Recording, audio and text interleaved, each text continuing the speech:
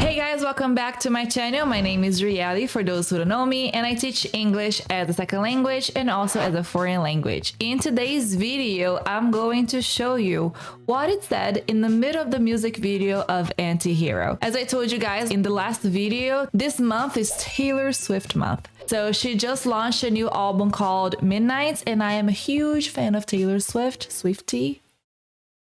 In the last video, we translated the song into Hero. We got to understand some of the words and expressions that she used. And if you watch the music video, as I told you, as I asked you, you know that in the middle of the video, there is a part where there is a dialogue between three people. And that's what we're going to study and see today. So without further ado, let's dive in. And before we start, I'm going to play the video for you, but I'm afraid that copyright will be after me after this video. So, video editor, is there a way you can change the voices in a way that I don't get dinged for copywriting problems?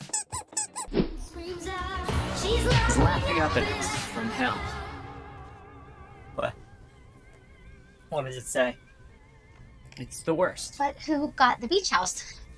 She's having it turned into a f***ing cat sanctuary. What? Cats don't even like the beach. What about the rest of the assets? I flew all the way here from Ibiza! To my children, I leave 13 cents. No! Wait, you guys. There's probably a secret encoded message that means something else! Yeah, that's what Mom would always do. P.S. There's no secret encoded message that means something else. Love, Taylor. Great, well, good job, Chad. You finally pushed it too far.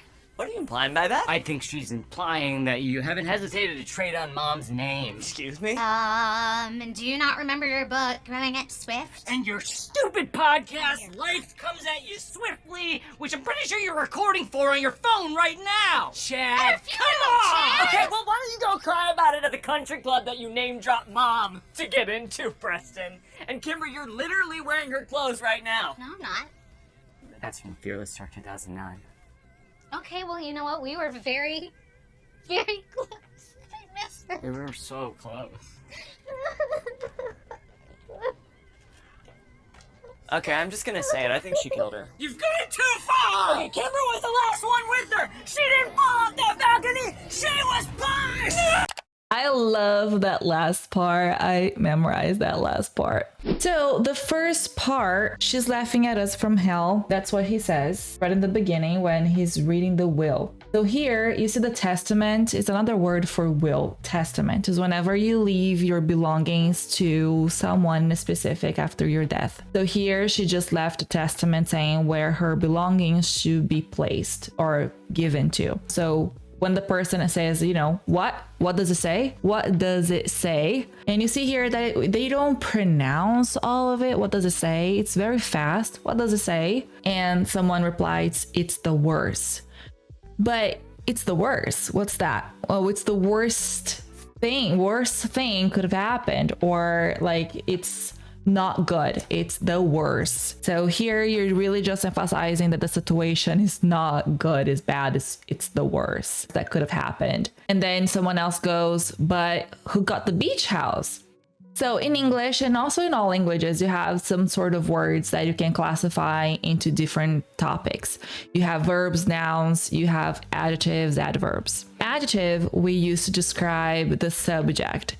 We usually describe the noun or a pronoun. So adjectives describe a noun or pronoun, but not always that word will be a noun. So some nouns can behave as adjectives. In this case, we see the word beach. If you think of the word beach independently, look, I'm going to the beach. Beach in this case is a noun, is a place where I'm going to. But beach house is describing the type of house. So it's not any house, it's a beach house. So we're using here to describe the type of house. So who got, who did she give to the beach house? So who got as a present? So the verb get can be I bought something or I received something from someone else for free as a gift. So who got the beach house? And then someone says, she's having it turned into a fucking cat sanctuary. She is having it, in a meaning that she hired someone or she's going to transform her beach house into. So here we are really giving the sensation, the feeling of movement. They are rebuilding the house or remodeling the house to make it fit and become a cat sanctuary. A sanctuary is a place where animals can be and just be free. You know, they're treated nicely, they are protected. So a sanctuary, a cat sanctuary, a place where cats can be and be protected. So she is having it turned into a cat sanctuary. She is having it, in a meaning that she hired someone to remodel her house to become a cat sanctuary. So it's very common to say, you know, having it or have it. What? Cats don't even like the beach. So even here emphasizing how much they dislike the beach. Pronunciation of this word here, beach. E sound, B, beach. What about the rest of the assets? What about the rest of the assets? And assets are properties or things that you have in your name. A land, sometimes, you know, a portion of a company that you have. So assets, properties, things that you have in your name. I flew all the way here from Ibiza. So when you get on a plane and you're traveling overseas, it doesn't really have to be overseas, but if you're traveling on a plane, you can say I flew, even though you're not flying with wings, but the airplane is flying. So I flew all the way, and then all the way, just saying that I was very far from here. So I came all the way, just really emphasizing how far this person was from Ibiza. So from, remember that I told you last video that from indicates origin, beginning point. So he flew to where he is right now, to the funeral, to the service from Ibiza, which is a city in Europe. It's very pretty, where rich people really go. So I thought it was interesting that she chose Ibiza because it's a place that it's expensive and only rich people go. To my children, I leave 13 cents. To my children. So to my direction of the direction of my belongings, right? So to my children here is a plural now, even though we don't have any S. I leave, and then the pronunciation leave 13 cents, which is really nothing. And then the other kid says, wait, you guys. So the pronoun you can be singular and plural. I can say you are tired as in singular and you are tired as in plural. Sometimes we don't have that distinguish very clear, and in English we tend to say guys or all to indicate that it's plural. So Native Americans in English, we don't say you as in plural. Usually we have you and then a plural word indicating that it's a group of people. So you guys, you people, y'all. So wait, you guys, just wait a second. There's probably a secret encoded message that means something else. There is, so here we have the apostrophe S right here, the apostrophe S, and it can mean different things. In this case, it's just saying that we have a missing word and it's is. There is, right? So there is indicating existence of something. So it must exist, probably, you know, a secret encoded message, a message that it's not clear. It's full of hidden tips and codes for you to decipher and understand what the message means. And it's funny why they say that's because we talk about Easter eggs, and Easter eggs are little things we let it out, and if you put it all together, it will make sense. So Taylor Swift, through her songs, she leaves out some codes that her fans usually try to put it together and come up with things that she wanted to say or wanted them to know. So a secret encoded message that means something else. And then here means, right? It's not plural, but indicates that this is a verb and it's in the present, referring to that which can also be replaced by it. It means, that means something else. Yeah, that's what mom would always do. And then we use the modal verb here, would, to indicate something that she did in the past very often, repeatedly. So something that it would always happen, would always do. P.S. There's no secret encoded message that means something else. Love, Taylor. P.S. usually to say, well, side note, right? Side note, there isn't, or there's no secret encoded message. It means it doesn't exist. I didn't leave any encoded message that means something else. And instead of saying I love you, you can just shorten to love Taylor. Love Taylor. All right, great. Well, good job, Chad. You finally pushed it too far. So she says, good job, Chad, in a very sarcastic way. So to say good job, it means that you're doing a good job at something. So I'm a teacher, I'm a 4th grade teacher. And if I tell my students, well, good job, it means that they were studying or they were on task, hands-on, they were doing what they're supposed to do.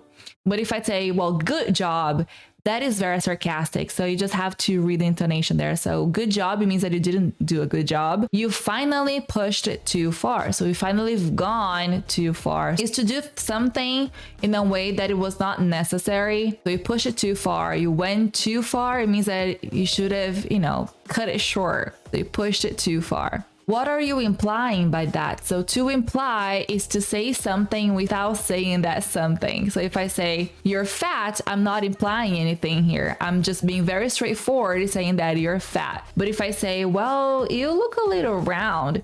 Well, here she's not calling me fat, but it's implied, because why else would you call someone round? So what are you implying by that? And by, right? So just referring to her saying you finally pushed it too far. I think she's implying that you haven't hesitated to trade on mom's name. So I think, my opinion, I think she is implying, so we see lots of connected speech. She's implying that you haven't hesitated, so you didn't think before you acted. There was no pause there. So when you hesitate, it means that you're thinking before your actions, and there's a pause there. To trade. So to trade is to exchange something for something. So let's say you have the new iPhone and I have the oldest version. I can say, let's trade. So let's, I give you my iPhone and you give me your iPhone. We trade. Trades can be commercial. So hesitate to trade on mom's name. And the person said, excuse me. So excuse me can be used in very different ways. In this one, it's like,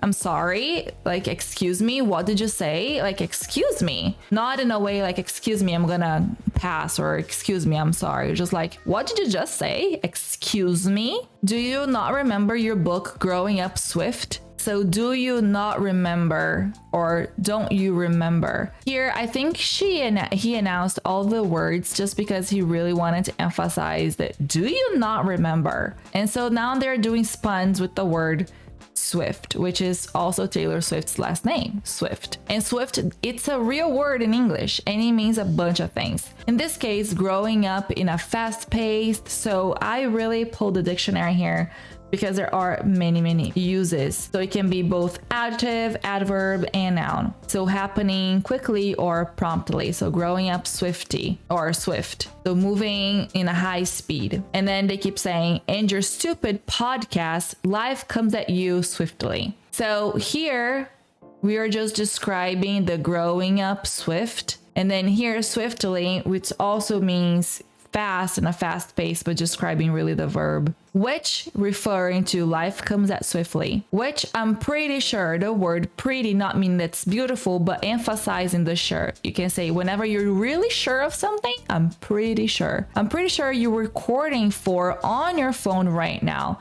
So you're recording for your podcast on your phone. Whenever we're talking about electronic devices, we use a preposition on your phone right now, Chad. And someone says, come on. Come on has also different uses, and it depends on your intonation. So come on, like really, come on. At a funeral, Chad. So they are at a funeral. So you are at a funeral. Okay, well, why don't you go cry about it at the country club that you named dropped our mom to get into, Preston? So let's talk about this. Well, why don't you go cry? So we know it's going to be a question. Why don't you go cry about it at indicated location, the country club, type of club that you named drop our mom. That was a new one to me. Whenever you name drop, you're using someone's name to get into somewhere. So I wanted to go to a bar and the security guard is not letting me in. I'm a nobody, but I know someone who's very important. So I just name drop that person. I say that person's name like,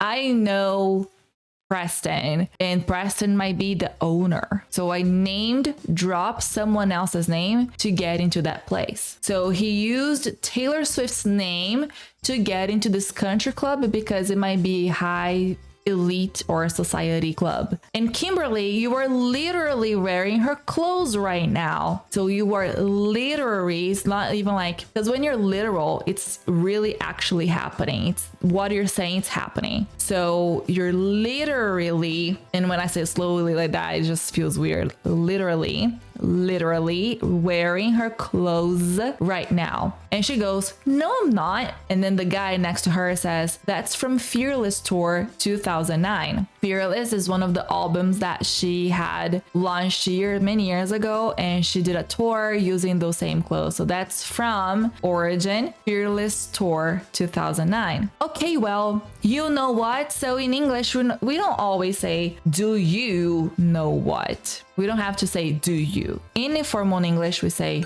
you know what? We were very, very close, and I miss her. Close, not in physical proximity, but our relationship. I had a very personal, intimate relationship with my mom. We were attached to each other. We loved each other. We were very close, and I miss her. And someone says, they were so close. Okay, I'm just gonna say it. I think she killed her. So going to say it. I'm just gonna say it. So I'm just gonna let it out there. I'm not gonna hold myself. I think she killed her. So I'm accusing in a very soft way, saying like, it's my opinion. If I say she killed her, that's very straightforward. But if you say, I think, it's softer. I think she killed, and then pronunciation, killed her. You've gone too far, remember? Like, your accusations have no limits, so you've gone too far. And then it's you have. Because we're doing have here as an auxiliary verb, we have the word gone. You have gone. You've gone too far. Kimber was the last one with her, so she was the last person to be with Taylor Swift. She didn't fall off that balcony. So when you fall off. So it can be fall only, but again, they like to use prepositions with a verb. So fall off that balcony. She was pushed. So to push is to do this. So let's say this is a person and I'm pushing that person. Push. She was pushed, and pronunciation, pushed. You monster. That's what she says. You monster. So let's read it again and see if you can understand a little bit more better now. Read it now. Listen to it. It's laughing out the nest from hell. What? What does it say? It's the worst. But who got the beach house? She's having it turned into a cat sanctuary. What? Cats don't even like the beach. What about the rest of the assets? I flew all the way here from Ibiza! To my children, I leave 13 cents. No! Wait, you guys. There's probably a secret encoded message that means something else! Yeah, that's what Mom would always do. P.S. There's no secret encoded message that means something else. Love, Taylor. Great, well, good job, Chad. You finally pushed it too far. What are you implying by that? I think she's implying that you haven't hesitated to trade on Mom's name. Excuse me? And do you not remember your book, Growing Up Swift? And your stupid podcast, Life Comes at You Swiftly, which I'm pretty sure you're recording for on your phone right now. Chad. Come on! Okay, well, why don't you go cry about it at the country club that you name-dropped Mom to get into, Preston? And Kimber, you're literally wearing her clothes right now. No, I'm not. That's from the Fearless Tour 2009. Okay, well, you know what? We were very, very close. I miss it. We were so close. Okay, I'm just gonna say it. I think she killed her. You've gone too far! Hey, Kimber was the last one with her! She didn't fall off that balcony! She was pushed! You just pay attention here with her. We don't say with her, with her. And the same thing happened, killed her. Instead of killed her, killed her. So you can really practice your English using this clip. I hope you all enjoyed. I did enjoy this video just because I love Taylor Swift and I really want to show you my shirt. Look at this. Can you read it? I'd rather be watching Grey's Anatomy. One of Taylor Swift's cats is named Meredith because she's also in love for Grey's Anatomy, which I'm also in love for Grey's Anatomy. So it's like Taylor Swift and I are almost the same person, but no, really, there's a huge difference in bank account. But I really hope that you enjoyed this video. I hope to see you in the next video. If you haven't watched the previous one where I teach about the song Anti-Hero, please go there and watch it. Thank you so much for being here. I'll see you in the next video. Take care of yourself. Bye bye.